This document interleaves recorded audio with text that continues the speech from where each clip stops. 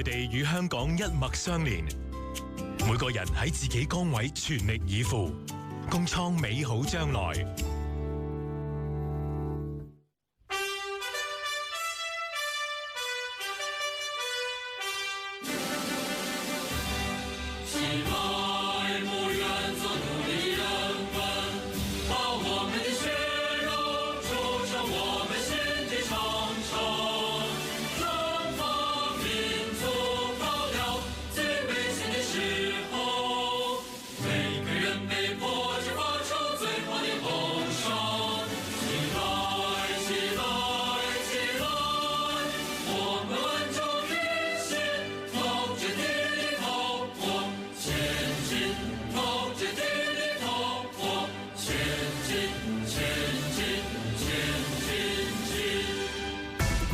903新聞報導。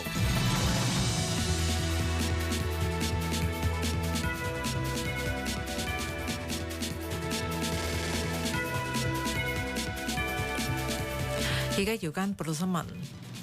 美國總統特朗普宣布將南韓汽車、木材同藥品相關嘅進口關稅由1.5%提高到2.5%，指控南韓國會並冇履行同華府